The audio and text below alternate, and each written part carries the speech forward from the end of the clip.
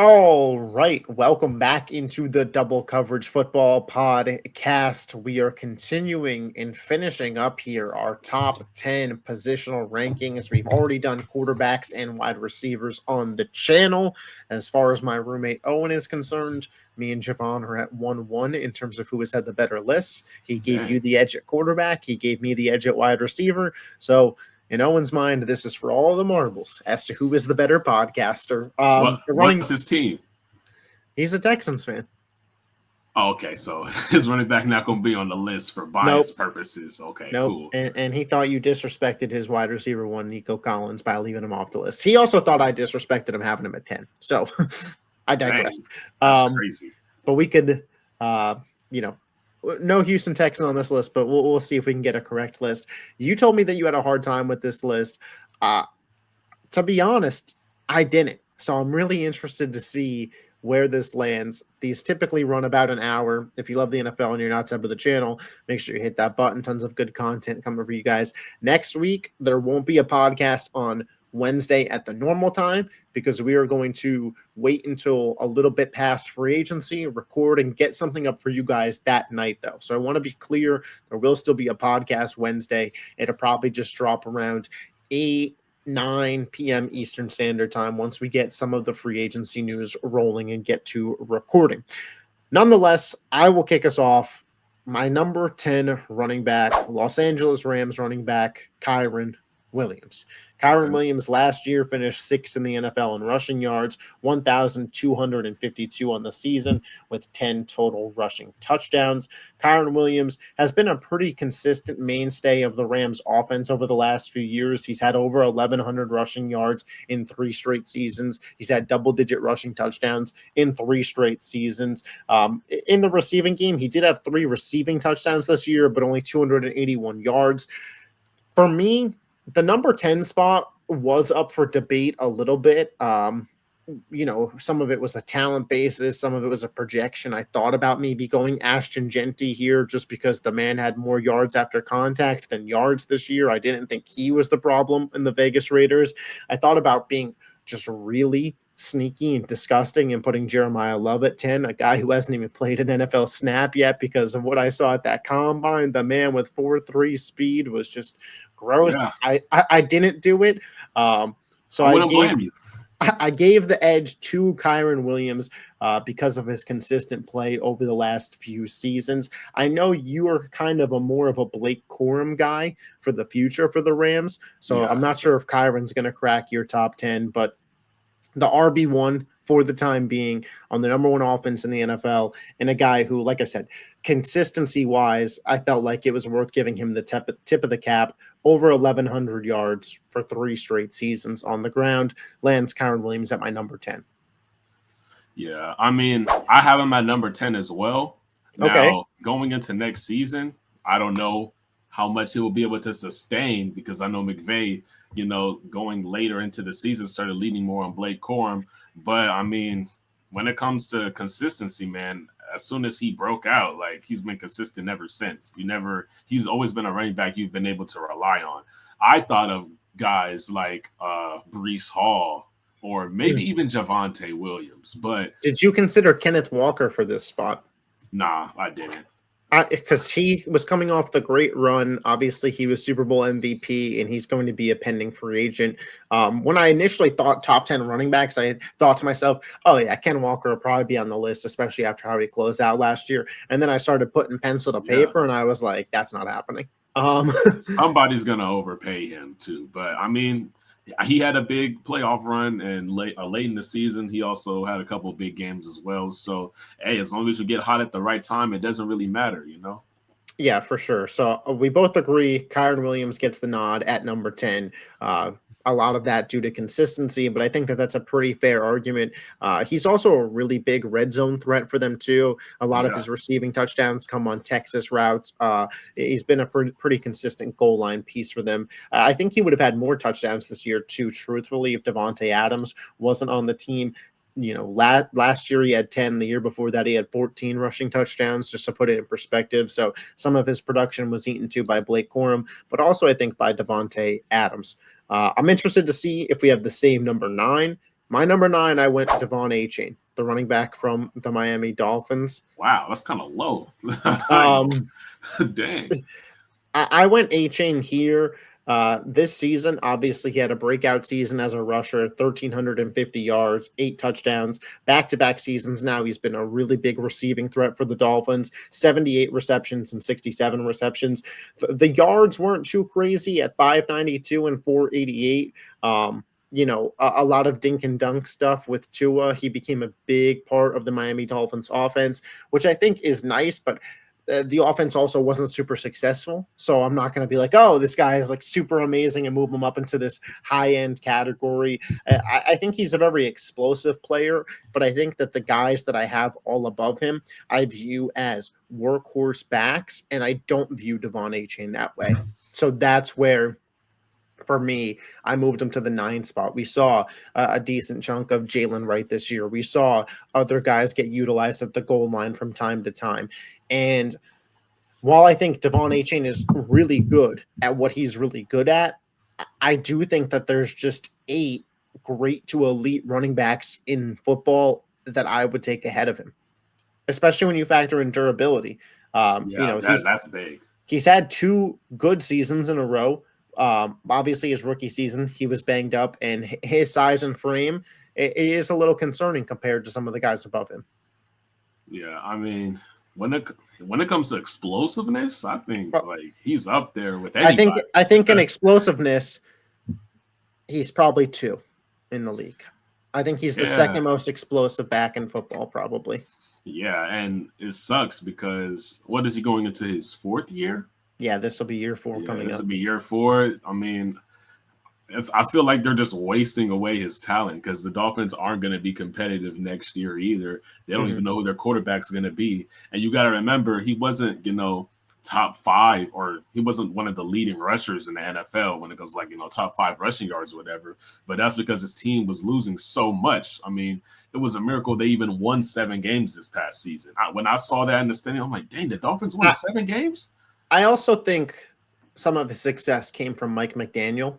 Yeah. And I'm not, again, I have Devon Achane as a top 10 running back in football. I have him at number 9, so I don't want to sound like I'm discrediting him, but I do think some of the success, especially in the receiving game, does fall at the feet of the scheming of Mike McDaniel.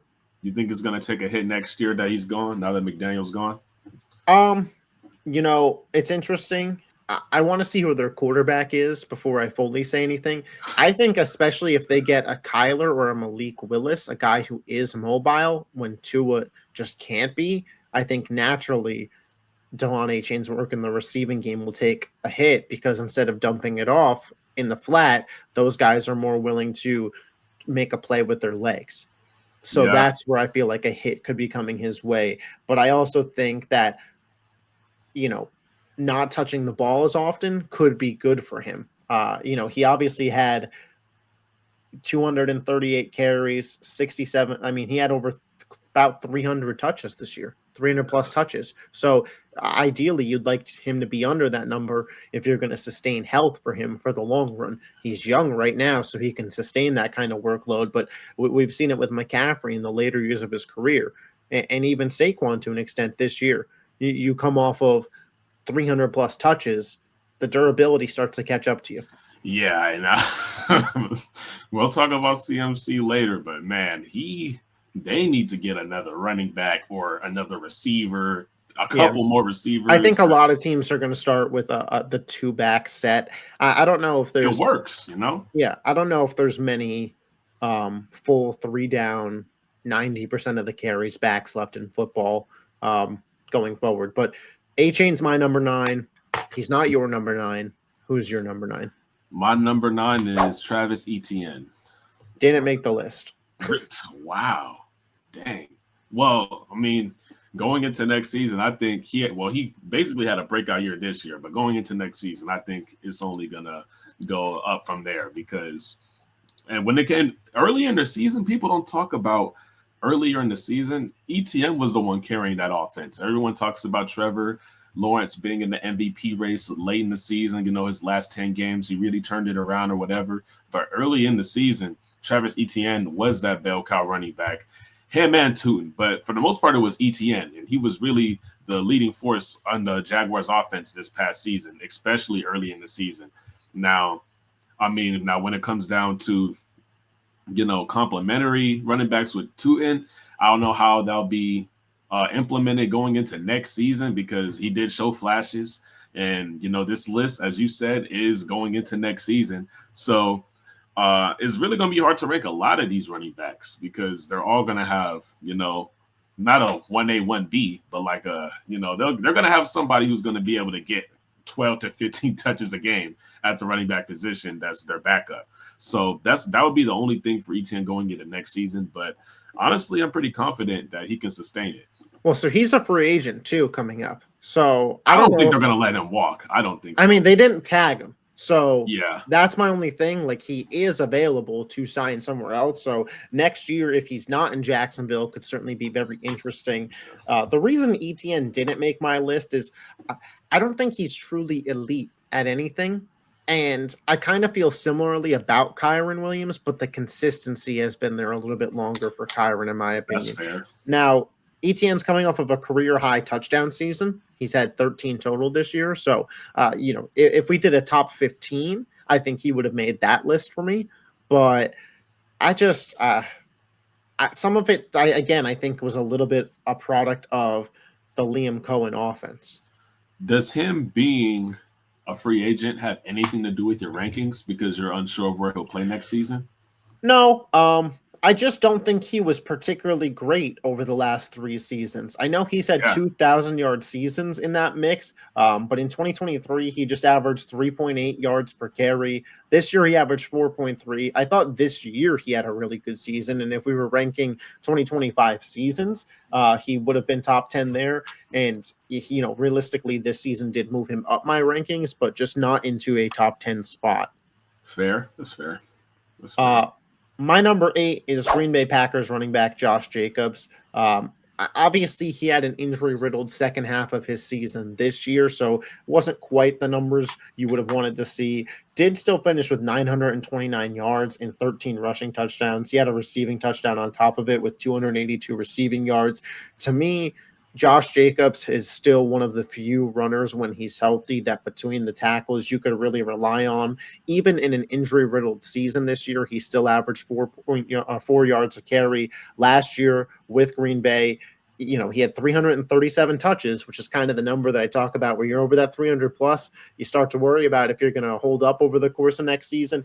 But in last season, the man had over 1,600 all-purpose yards and 16 touchdowns, averaging 4.4 per rush and 9.5 per catch. So to me, what Josh Jacobs has been over the last 2 years and what he is when he's healthy is still one of the better running backs in football. Yeah. Yeah, well, we could talk about him a little bit longer because he's not on my list. He's not. That's just my opinion. He had an injury-riddled season, but when he was in the game, it looked like he clearly, was not the same player he was the previous year. I just feel like he was overworked. I'm not saying he was, a bad running back moving forward. I just don't think he's a top 10 running back anymore, because he's just not the same player anymore. I just feel like he was overworked 2 years ago. He does miss games. Since going back 15 games this year, I think. Going back to 2021, his games played are 15, 17, 13, 17, 15. Yeah, so if 15. You follow that trend, he's due for a 17-game season this upcoming year. So fantasy football players. He could prove me wrong. It's just we've talked previously in the top 10 quarterback conversation, or at least I spoke about how I feel like Jordan Love was in handcuffs in the offense. And part of that is because they lean on Josh Jacobs so much. And when he was healthy, they were leaning on him and he just wasn't producing this year. And I just have to go off of that. I know he was banged up, but going from as many touches as he got 2 years ago to what happened this past season, the trajectory is just, it's like he's due for a season next year that was similar to the one he just had. That's just my opinion going into next year. I don't think it's completely unfair. I think my ranking is just a belief that he'll bounce back. Something in your favor is he didn't have a single game this year rushing over 100 yards. So yeah, see, and they was trying. I watch if you watch the games, like. Oh yeah, I mean he Josh has multiple Jacobs' games number. with 20 plus carries. It's not like the touches weren't there. Yeah, they tried to run the offense through him this entire season, and I watched the games. It just wasn't working. Yeah, I think it's a fair criticism of Jacobs if you're saying what we're seeing was kind of the beginning of a tear down or a slowdown. It's just kind of opinion at this point, which is why I like doing these videos, man, because it is just my belief that he's going to bounce back and he was battling through something. But that's why I think it's fun to do these rankings, take a look at where we're at going into the next year and see who was right and who was wrong. Yeah, and granted, at least half a dozen games this past season, he was a game time decision. And I'm talking about 20 minutes before kickoff. I want to clarify, especially towards the end of the year, he was a game time decision. Got 5 carries, and then it was Emmanuel Wilson. I mean, there was a game this season where Josh Jacobs was playing, Jordan Love got hurt, Malik Willis got hurt, and then they pulled him at running back because he was the next quarterback on deck if their third string quarterback got hurt. So he stopped getting carries in that game. So it was a weird season, especially a weird second half of the year for Josh Jacobs. Packers in general. I still think the bounce back is there, but some of the numbers might point to otherwise. Who is your number 8? My number 8, I'm going to go with Christian McCaffrey. Ooh, I thought I was going to be the lowest on CMC, but I'm ready to talk about it. So, he wasn't that efficient. He got a ton of touches, but when it comes down to what he did with the now, granted, everyone knew he was getting the ball. I mean, when it comes to the 49ers and their receivers, it's not like they had that many options. It was scattered everywhere. The targets were scattered everywhere this past season for Brock Purdy. But when it comes to CMC, going into next season, there's just no way you can convince me he's going to be the running back he's been the last 2 years. And he wasn't even efficient this past year. Maybe it's because he was the center of attention on the offense, or maybe it's because he just kind of took a step back. But, I mean, he showed spurts of explosiveness this past season. I just don't think next season he'll still be top 10, but next season he's not going to be like a 1,700 scrimmage yard guy. I just don't see it. When I look at McCaffrey, I still think he's an elite receiver. I mean, he has elite hands.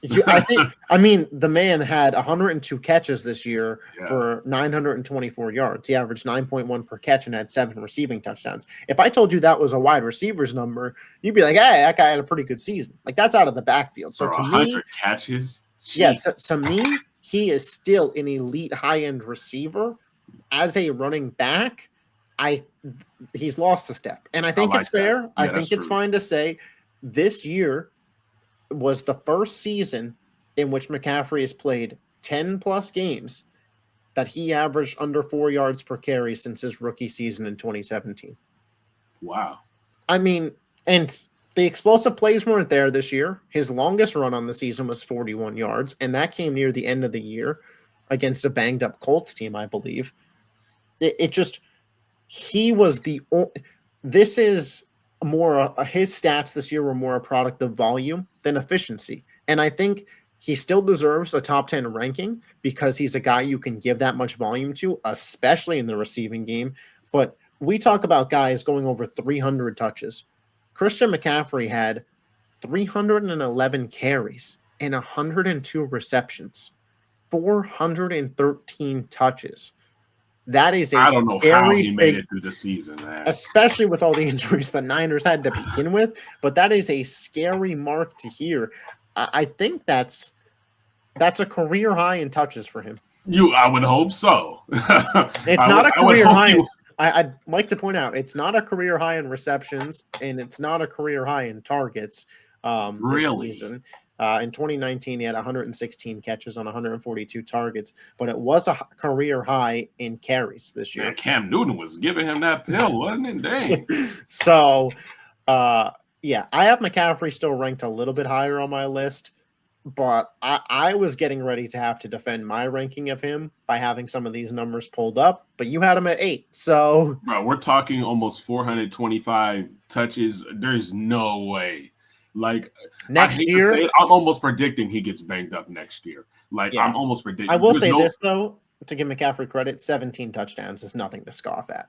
Oh, yeah. But, like, he's a tough player to rank right now because the rushing efficiency is clearly gone. They got to look into, like, another running. Like, I think they tried to with Bijan Robinson this year, but they weren't giving him any carries, though. They weren't giving him nothing. Because I think just so many injuries happened to that offense that Shanahan was just like, F it. Because I think all those games with Mac Jones, who are you relying on? McCaffrey. So it's like Kittle in and out, Pearsall in and out. And then going into next season, you don't even know if Trent Williams is going to be there either. I don't think so. I think they have to release him. So exactly. So that alone is like, yeah, I predict a significant drop off for sure. Yeah, for sure, something there. My number 7 is going to result in Javon yelling at me. It's okay. This is where I have the league's leading rusher, James Cook. 7? I have him at 7. James Cook, it's not that far from where I had it, but dang. Yeah, so James Cook coming off of a 1,600 rushing yard season, the average 5.2 per carry, 12 rushing touchdowns. Obviously, a phenomenal year. Obviously, a phenomenal year for James Cook. Not as much out of the receiving game in terms of yardage as I kind of would have thought. 291, not a terrible year. I just thought he was more involved, but that'll happen when you have a mobile quarterback like Josh Allen. You're not going to get as many receptions as somebody else. He had 33 catches this year. We just talked about McCaffrey, who had 102. But I thought James Cook was highly efficient when he had the ball. Again, if we were grading 2025 seasons, he would easily be top 3 and probably top 2. But the rushing leader with James Cook, there is big playability. So I don't want to say that it's not there. It's not there with the level of 5 of the 6 guys I have above him. And then obviously one of the guys I have above him is McCaffrey, where the receiving ability just isn't there for me. Another thing that hurts James Cook a little bit is the fumbling. It just sticks in your head just a little bit. I know it's only 3 fumbles lost on the year, 6 total fumbles. So I don't want to crucify him a ton for it. But when we're talking about ranking the top 10 running backs, it's inches, not miles. For me, I also think James Cook benefits from playing next to Josh Allen. And what a threat that Josh is. Do you think he's underrated? Because I'm starting to think in the ranking, but it's like the names that are above him are so big and household names. It's like, is he really better than King Henry? Here's what I'll say. I think James Cook is underrated when people start talking about Josh Allen has no help. Whenever I hear Josh Allen has no help, I'm like, no. Josh Allen has an elite running back next to him. Yeah, but that's, of course, it's off subject, but I don't know. He needs some more receivers, man. And for me, when he's a quarterback, his job is to throw the ball. I agree. Like, the Bills could use more receivers. There's a difference between saying Josh Allen needs more help in his wide receiver room and Josh Allen has no help. I don't agree that he has no help. To me, James Cook is the start of a new tier. For anybody that does tier lists or tier rankings at home, like, I believe James Cook at lowest could be 7, and I believe at highest could be 5.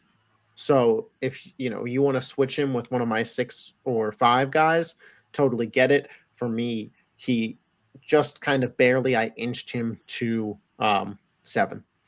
Well, that's fair, man. I mean, I'm starting to think he's underrated, man. It's just the people in front of him. The names are so big, and they've done it kind of longer than Cook has done. Now, Cook has had, I think, 3 straight 1,000-yard seasons in a row. So he's been consistent. You talk about Kyren Williams. He said back-to-back double-digit touchdown seasons as well. Yeah, you talk about Kyren Williams, consistency. Cook has been... I'm interested... where I think James Cook could really jump into a top 5 level conversation for me is if he could repeat what he did this year, next year. Because this year he had 300, and I don't mean necessarily 1,600 yards. Like, that would be a heavy ask. What I mean is, can he sustain this workload?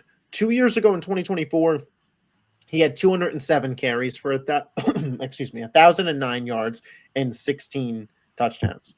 In 2025, he had 309 carries for 1,621 yards and 12 touchdowns. Could we see this guy stay hefty above the 270 carry mark and sustain production in terms of, his lowest yards per carry season is 4.7? Could we see that year after year with a high level of production? Because you do it 5 years in a row. But this was but this was the first year that I believe he was treated as a true workhorse back. Again, 2 years ago, 207 carries. This past year, 309. Yeah.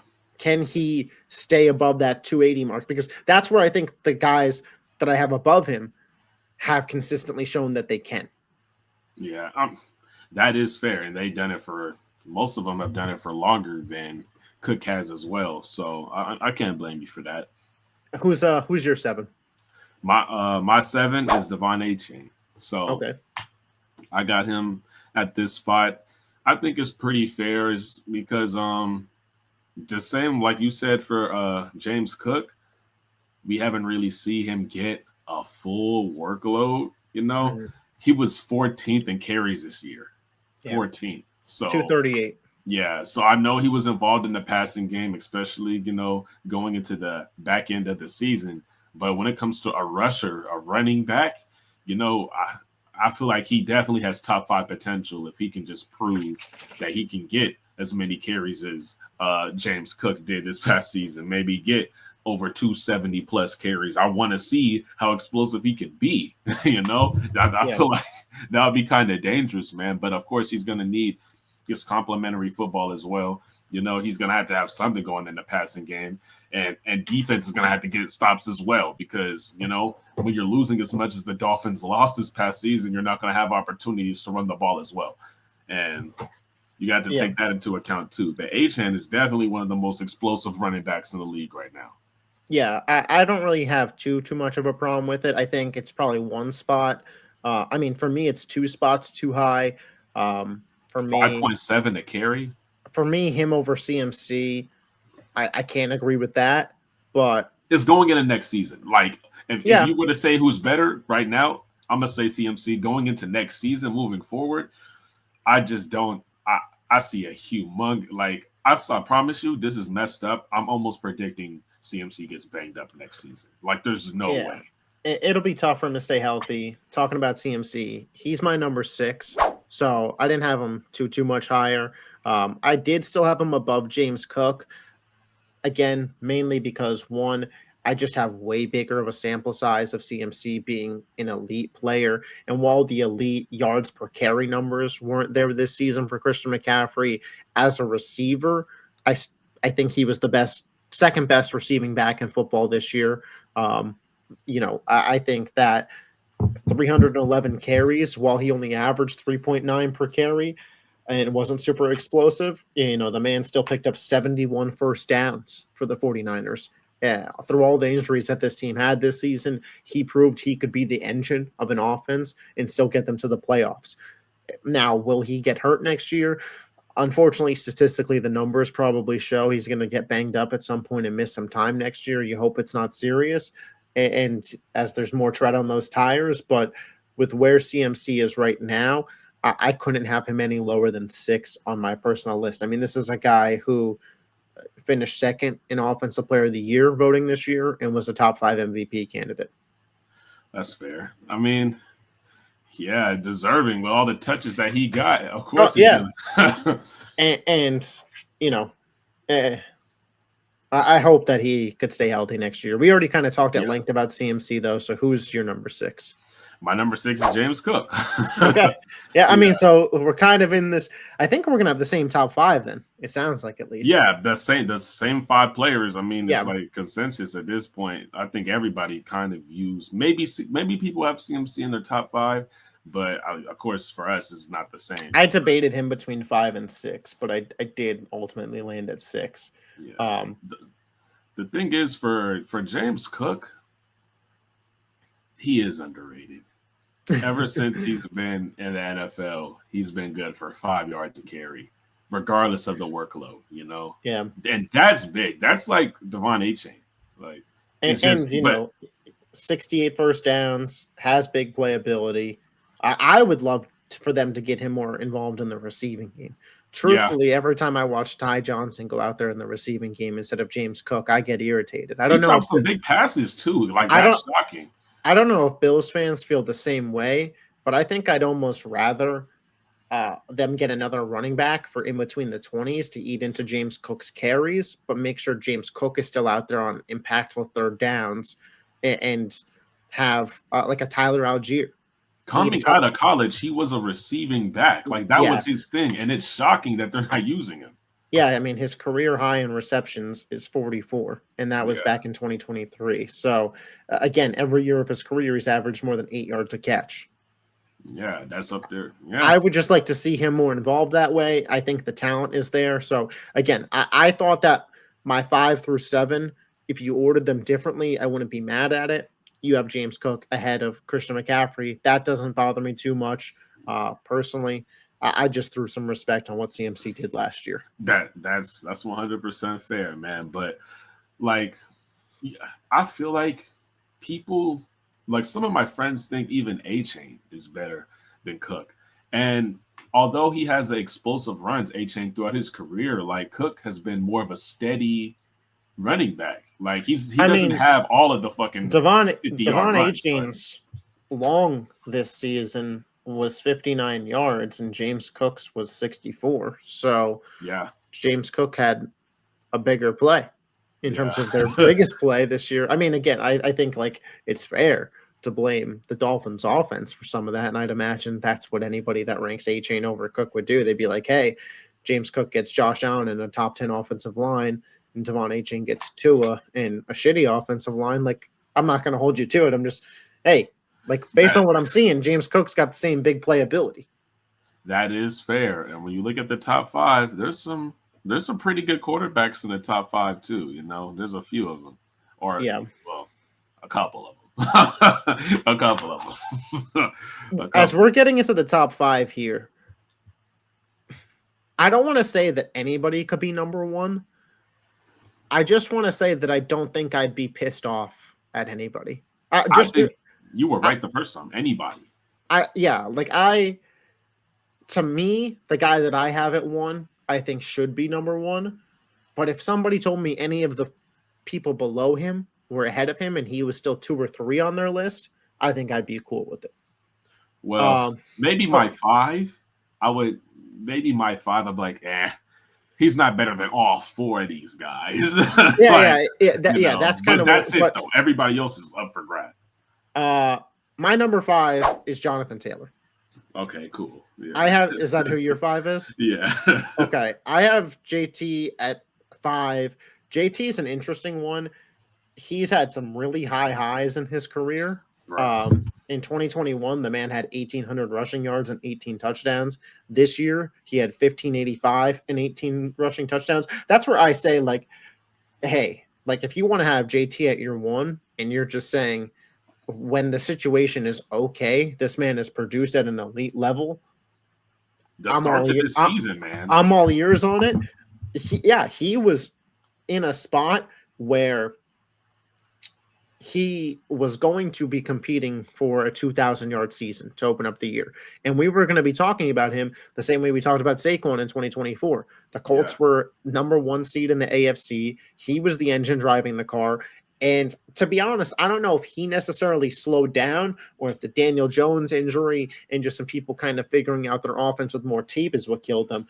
The man had 323 carries. The man had 46 receptions. The man had over 1,800 all-purpose yards and 20 touchdowns on the year.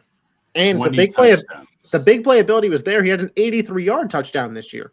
By the way, he also picked up 84 first downs for the Colts this year.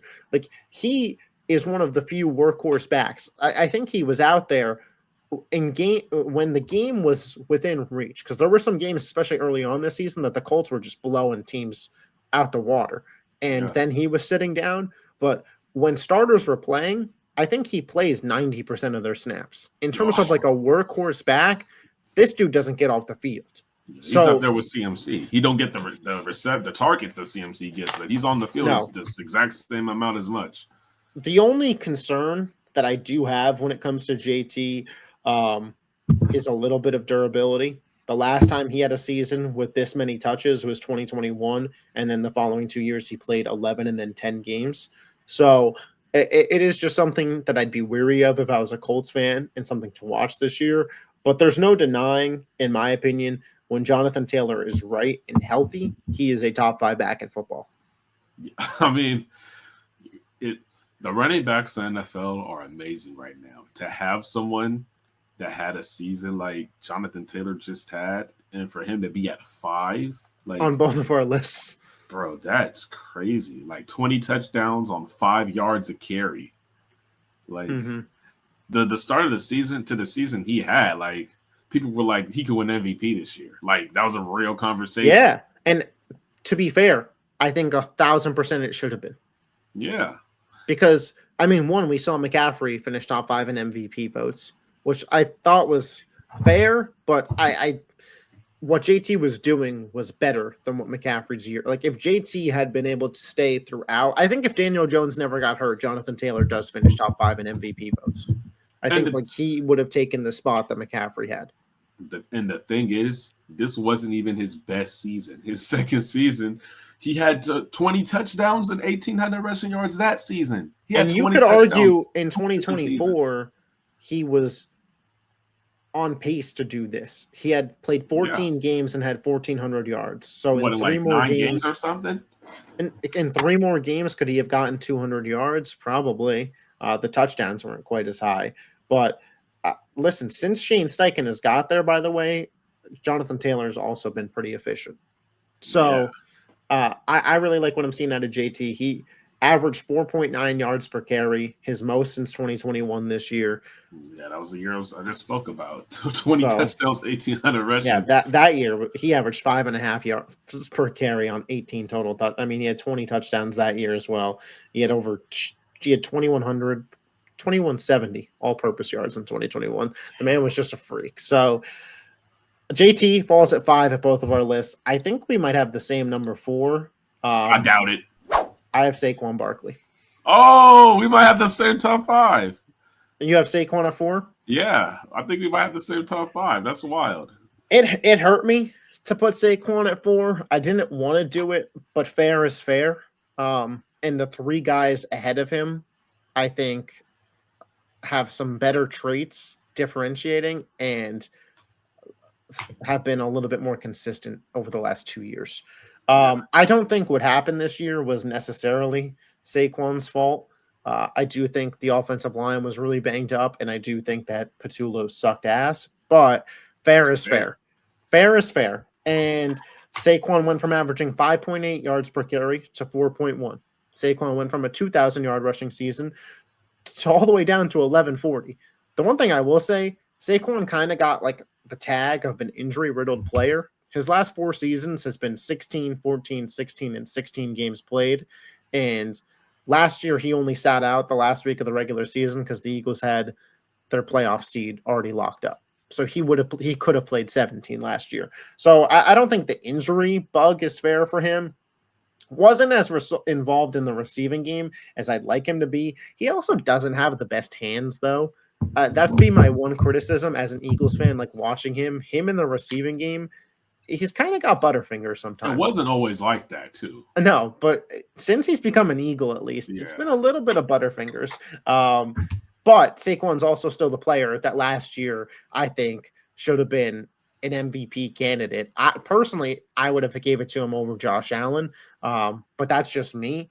With the season that he had last year leading the Eagles where he did, obviously the MVP votings before the Super Bowl, but he got ranked the number 1 player on the NFL 100 when it came out last year. I'm not going to just forget that happened, but fair is fair. The top 4 list, anybody could be number 1, and he had the worst season of the top 4 guys. So I moved him down because of it. He's also getting a little bit older. So when it comes to a little bit of projection of where these guys might go ahead of him, especially the 2 young bulls that we haven't talked about yet, those guys might only be getting better. So, 4.1 yards per carry, only 7 rushing touchdowns this year. The explosiveness is not gone, though. He still had a 65-yard rushing touchdown this season. some I don't think his play was as good this year as last year, but I think his play was good enough this year that behind a healthy offensive line and with a competent offensive coordinator, Saquon could have reached 1,300, 1,400 rushing yards again. And I think that's probably where he'll bounce back to if he's healthy in the 2026 season. Yeah. I mean, honestly, considering the season that he just had, this means two things. Like, well, to have a drop off from one to 4, considering the season he just had, is a testament to how talented he is and how bad your offensive coordinator was. Like every single I also think the old, as much crap as I give Patullo, Dickerson was hurt, Lane Johnson was hurt. We went from Mekhi Becton to Tyler Steen. Cam Jurgens, I think, was playing hurt. If not, he just kind of regressed. Yeah, but the only guy who was 100 back-to-back years was Jordan Mailata. So yeah, that dude's a dog. I mean, but yeah, Saquon took us. He definitely he's gonna take a hit from the season he just had. That don't mean he can't make up for it next season. He probably is, man. And he's getting a lot older. What was he drafted? 2018? Yeah, it was a season 9, I think he going into, or season 8. One of those. But yeah. I also just want to point this out. As a rusher in his career, he has the same amount of fumbles that James Cook had this year in his career. Dang. So, he's also just steady with the ball. Yeah, I know his first couple of healthy seasons, he was a really good catcher. I think his rookie year. I mean, his rookie season, he had 91 catches. Yeah, that's up there with CMC damn near this year. So I mean, listen, Sean Mannion's coming in. Saquon Barkley's already kind of been praising him. So maybe we see Saquon bounce back up this list. We both had him at 4. At 3, I have Derrick Henry. You also have Derrick Henry? I think we got the same. Yeah.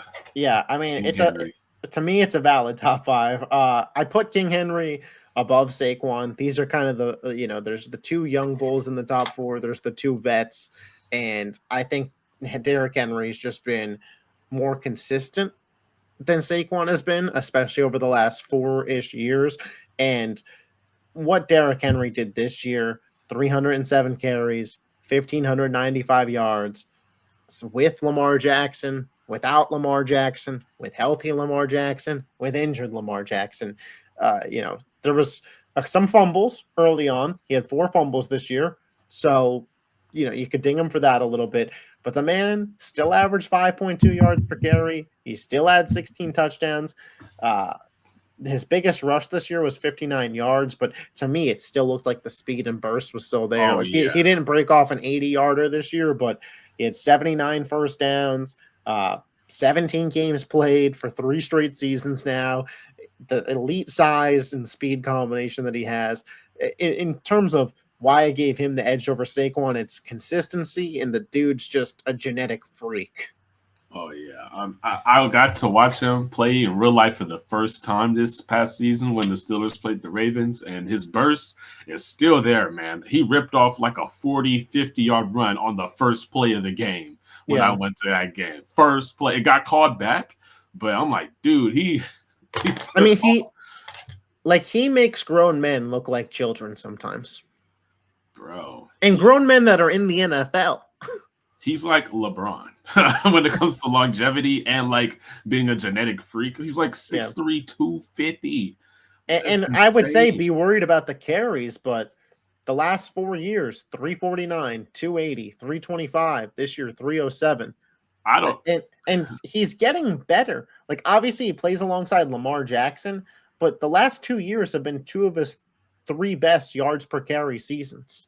I mean, ever since he took the running back room away from DeMarco Murray in his 3rd year, it's been uphill from there. Like, you think he's the only running back right now that's a guaranteed Hall of Famer? Or do you think McCaffrey's also a guaranteed lock? I mean, because Derrick Henry is a no-doubt Hall of Famer. Yeah. He could retire today, and that shit would be true. I think he's already top 10 in like most every rushing category. And he's going to finish top 5 in most of them if he's not already. Yeah, I think CMC's a Hall of Famer. Yeah. I think he'll probably get in, but if you could only pick one, I think it would be Derrick Henry. I mean, he's been in the NFL since how long? 2016. So what? This is what, year 11? Yeah, he's only been hurt 1 year, I'm pretty sure. One single year he's been hurt. Every other year Yeah, besides and that, it he's been was like healthy. it was like a weird injury too. Like it was like a broken bone, right? Like it wasn't like a tear of anything. Yeah, yeah. And it was in like in the middle of the season. But yeah, like he's been consistent his entire career And ever by the since. way, he also averages 10 yards a catch. Doesn't get the ball a ton. I mean, that's on 15 catches, but Oh yeah, he don't get a lot of. when he gets the ball in open space, he is hard to bring down. That's Justice Hill job right now, but not man. That dude, yeah, he's like LeBron of running back. Like I'm not betting against him. Like whatever his over is, if his over is over 1,400 yards, take the over, bro. Just Yeah, don't lose your money. and I do think that the Ravens as a team just bounce back next year. So I'd assume we have the same number 2. We'll see. I have Jahmyr Gibbs at number 2. Yep. Okay. Jahmyr Gibbs, who the Texans just traded for David Montgomery, so that backfield is officially his. Although the backfield was pretty much already officially his. If you I watch the almost put him Lions at this 1 just year, because of that. Back-to-back seasons of over 1,200 rushing yards, back-to-back seasons of over 13 rushing touchdowns. He hasn't had a single season in his career that he averaged under 5 yards per carry. He, to me, is the most explosive running back in football. When we talked about A-Chain earlier and I had him at number 2, Jahmyr Gibbs is who I had at number 1. When this guy gets in the open field, like good fucking luck. The burners on Jahmyr Gibbs, he is just absolutely disgusting. His navigation through rushing lanes is also super impressive to me. Again, I think the Lions are seeing the same thing that I'm seeing, which is why they were willing to move on from a David Montgomery and why throughout the season his play time just got cut because you just can't take this guy off the field with what a weapon he is. I think next year he seriously may start entering CMC levels of receptions. The first 2 years of his career, he had 52. This year, 77 on 94 targets, 8 yards per catch, 5 touchdowns, 616 yards total, 56 rushing first downs, 28 receiving first downs. He's just that dude. Yeah, I mean, you got to think he's going to get somewhere around 350 touches next year. At least something around there. I mean, this year he finished 310-ish, 320. Yeah, I mean, and the thing is, down the stretch of last season for the Lions, like Montgomery, I love him, but he was not producing.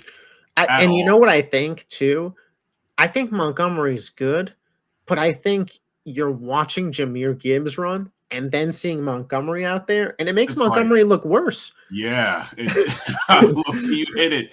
You hit it right on the head, man. Because it's like, but even then, he was taking so many touches away from Gibbs, and he just wasn't producing. Like it's not like he just looked worse. Like he was actually bad from any set of eyes. Like, and their offensive line got significantly worse, and I think that's kind of what hindered Montgomery. Jahmyr Gibbs was O-line proof. Well, yeah, because you can throw it to him as long as he gets the ball with an inch of space. Like, yeah, he's good to go. He's good to go, and he's been healthy too. That's been big as well. He this year, I believe, cemented himself as the best player on their offense. I think 2 years ago, there would have been a debate between him and Amon-Ra. I would have leaned Gibbs, but I've always been a little higher on him. So I've been saying it for years. He's like, he reminds me of Chris Johnson with a little bit more receiving ability. Yeah, just get him the ball. Like he's like just get him the ball, dude. Like Jamar Chase. Like just get him the ball, bro. Like it's crazy. And you know what's even crazier? People on his team say he may not even be the fastest player on his team. I mean, Waymo's got speed. Waymo's got burners. But that's like, yo, if you see Jahmyr, like when it comes I also would love to see Jahmyr lined up out wide a little bit more. I'd love to see him just get one-on-one with a corner on a streak route and see what happens. Yeah, I mean, if they still have Ben Johnson, you would definitely be seeing that next that's season. true too. Yeah, because now they're bringing in Drew Petzing. I'm interested to see what that'll be. So that means we have the same number 1 as well. We have the exact same top 5. A little anticlimactic, but Bijan Robinson had the most all-purpose yards this year. His second half of the season, I think he just ran away with best running back in football. I know he didn't win the Offensive Player of the Year. To be honest, I think the votes that went to McCaffrey should have gone to him, truthfully. Really? MVP is a little bit different because I think there's more narrative to that, but Yeah. That 287 carries, 1,478 rushing yards, averaged 5.2 per carry with 7 rushing touchdowns, had a long of 93 this year, 63 first downs in the receiving game, 79 catches on 103 targets for 820 yards and 4 touchdowns. What are we talking about here? 23 and some change in terms of all-purpose yards. So they finally used him in the passing game. The first 2 seasons, I was begging them to use him in the passing game more. Like, I don't know. Wait, what was the target? Yeah, he had 30 carries. And now, by the way, Tyler Algier is a free agent. Finally. Oh my gosh. You know how many times I've seen them be in the red zone and give Algier the ball, bro? I'm just saying, like, those rushing touchdown numbers are probably going to look similar to 2024. In 2024, Bijan had 14 rushing touchdowns. Last year, he had 7. And I think a lot of that was snaked away from Algier. 1,000%. Bijan Robinson, I think, could have Jonathan Taylor-esque touchdown numbers next year and push 20. I mean, because I just think he is the perfect combination of everything as a running back right now. He has the explosive breakaway speed that you want. He is effective in the receiving game, but he's also a guy who, this is why I put him above Jahmyr Gibbs, because I do think he's definitively better in between the tackles. I do think he's definitively better as a power back at the goal line. His jump cuts are filthy, dude. Yeah. Like he is peak. He's just the best running back in football. And that's why I said earlier, if you rearrange the top 5 and you had somebody else at 1, I wouldn't be pissed. But if you have Bijan outside of your top 3, I kind of don't respect the list anymore. He doesn't have to be 1, but if he's not top 3, we got a problem. Yeah, and I can kind of respect people who put Gibbs at 1 because the eye test is like, yo, that dude. I don't even know why. Like, honestly, to me, it's a 1A, 1B. Yeah, honestly, like Bijan and Jahmyr Gibbs running neck and neck, like they're probably, Bijan probably isn't that much slower than Gibbs if he's slower at all. I don't know why. I do think he's slower, and I don't think he's quite as dynamic a receiver, but I think he's a more complete runner. Yeah, and he blocks too. Like, and he's a pretty good blocker as well. And that just he's just got some more muscle to him. You can't ever take him off the field. He can block, he can catch, he can do everything. Gibbs is 5'9", 202. Bijan's 5'11", 215. And it's 2 inches and it's 10 pounds, but it does matter. Yeah, I mean. And then Derrick Henry is 6'2", 250. Jesus, he's a linebacker, bro. Yeah, so he's lucky a lineman.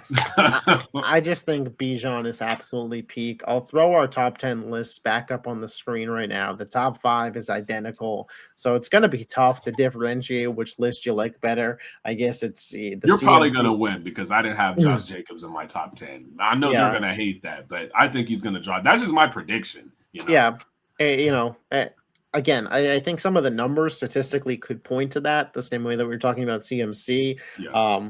I think I just got a little bit more respect for those old guys than you do at the moment. We will be back up here again, if you missed it at the beginning of the video, next week. Same day. It'll be Wednesday, March 11th when the pod drops, but it'll probably drop around 8 or 9 p.m. Eastern Standard Time. Free agency opens at 4 p.m. We're going to let it rock for a few hours, and then we're going to come up and kind of react to everything that has happened, talk about some winners, some losers, probably talk about some of the biggest names still on the board. There's like that tampering period, so I do expect a lot of announcements to happen kind of early on. Maybe you'll get to see some live reactions of stuff coming in, but we do appreciate the support as always. Javon's socials will be linked in the description down below. If you love the NFL, and you're not yet subscribed to the YouTube channel, this is a weekly podcast, but we got, I got shorter form content on the channel too, if that's more your jazz. Let us know how we did on these running back rankings in the comment section down below. We'll catch you next week. Peace. Yes, sir.